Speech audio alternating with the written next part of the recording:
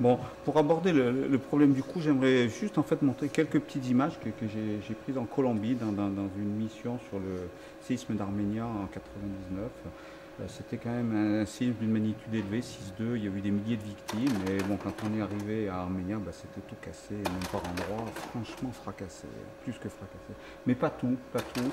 Paradoxalement, il y avait des immeubles qui étaient intacts et c'était même devenu des arguments de vente. Le promoteur avait mis sismo-résistantes sur l'immeuble et le bureau de vente était encore ouvert.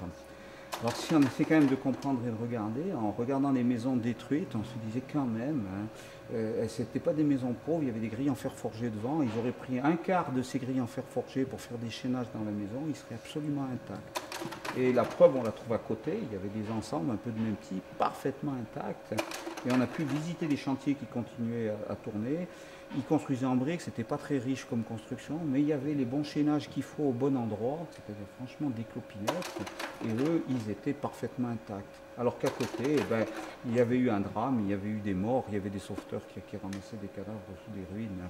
Et ça tenait mais à rien. J'ai parlé des grilles en fer forgé, mais ça aurait pu être le quart de la cuisine ou la moitié de la salle de bain. Enfin, quand on voit ce qu'on peut mettre comme équipement chez nous, c'est pas le génie parasismique sur une construction individuelle qui coûte cher. Ça ne coûte rien, franchement rien. Bon, pour un bâtiment ancien, c'est peut-être un autre problème, c'est plus délicat, ça peut être plus coûteux, mais sur une construction en neuve, non, c'est dérisoire, c'est franchement dérisoire.